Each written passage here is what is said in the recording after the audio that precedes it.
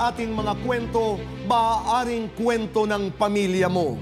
Defamation at threats, yan ang ganti ni Pipay sa dating kaibigang si Melody. Dahil ang naging away nila noon, ang ikinaratay ng nanay niya ngayon. Lagi niya akong pinagbabantaan, minumura, pinapayaan niya ako kung anong sinasabihan niya ako ng baliw. Dahil nung time na yon, para siyang nawawala na sa sarili niya. Inaway niya ako noon. Magkakaayos pa ba ang dalawa? Abangan sa Case to Face to Face to Face. Linya ng tubig namin, pakikabit naman.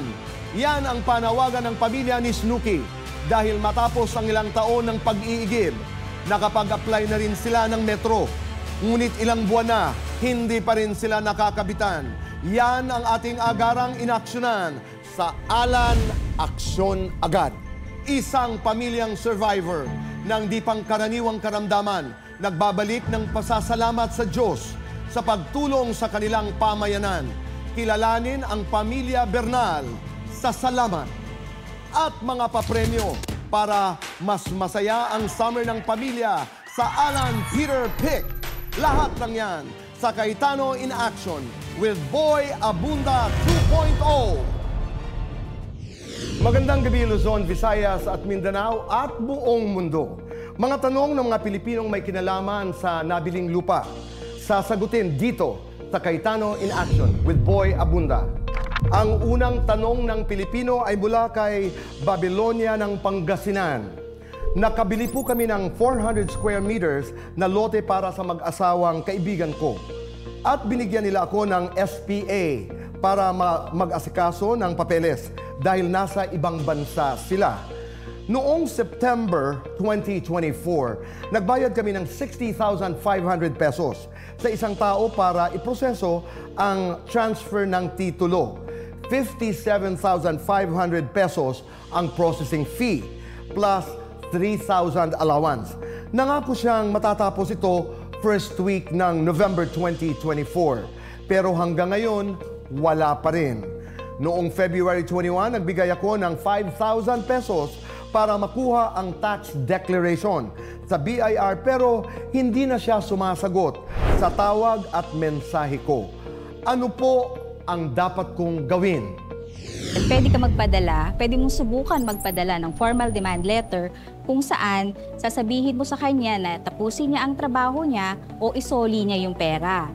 Pwede ka ring dumulog sa barangay for conciliation proceedings at pag hindi pa rin siya sumagot sa'yo, pwede ka mag-file ng case sa court, either complaint for collection of sum of money or complaint for specific performance. At kung sa tingin mo ikaw ay naloko, minisappropriate yung binayad mo sa ibang bagay, pwede ka rin mag-file ng estafa under the revised penal code. Ang tanong naman na pangalawa, dito sa tanong ng Pilipino mula kay G. Olivia ng Cavite. Magandang araw po, humihingi po ako ng legal na payo. 8 taon na kaming naninirahan sa likod ng isang subdivision matapos ibenta sa amin ng dati naming amo itong bahay at lupa niya. Sa 150,000 pesos, 92,000 na ang naibayad namin. Ngayon, naibenta na rin ng aming dating amo ang ibang lote niya at ipababakod na ng bagong may-ari. Kaya mawawalan kami ng daanan. Nakiusap kami sa board ng subdivision na bigyan kami ng maliit na daan. Pero tinanggihan nila. Paano po namin may paglalaban ang aming karapatan sa daanan?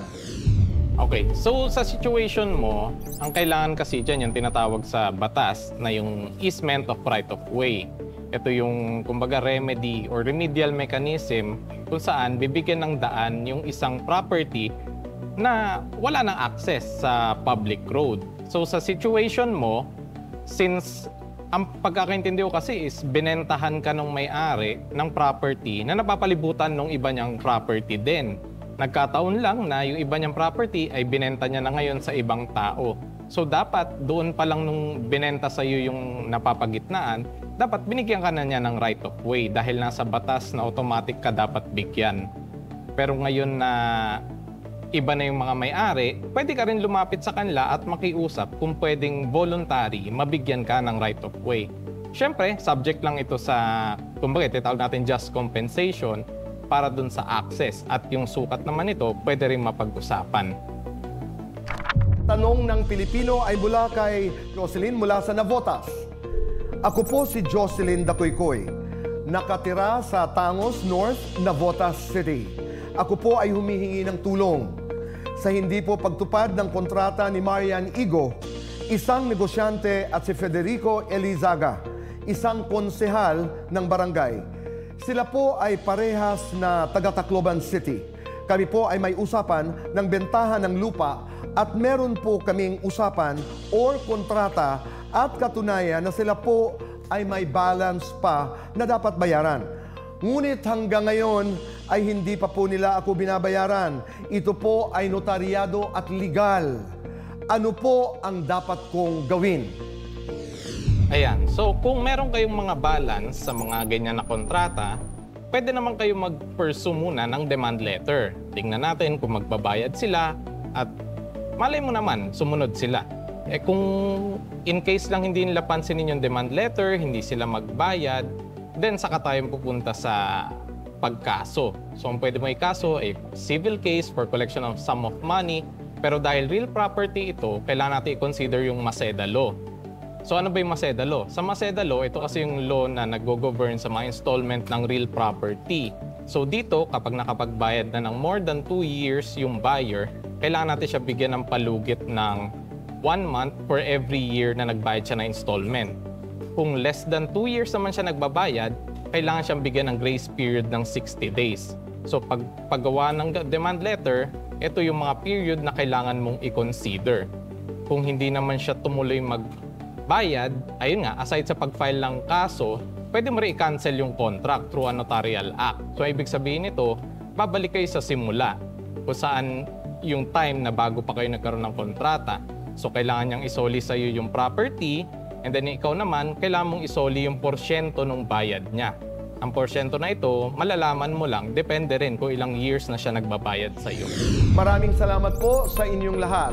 Kung kayo po ay may legal na mga katanungan, ang gagawin niyo po ay i-post ito sa aming iba't ibang social media accounts o di kaya ay i-video niyo po ang inyong mga sarili na nagtatanong at i-send po sa amin. Ang tanong ng Pilipino, sagot ng Cayetano in Action with Boy Abunda.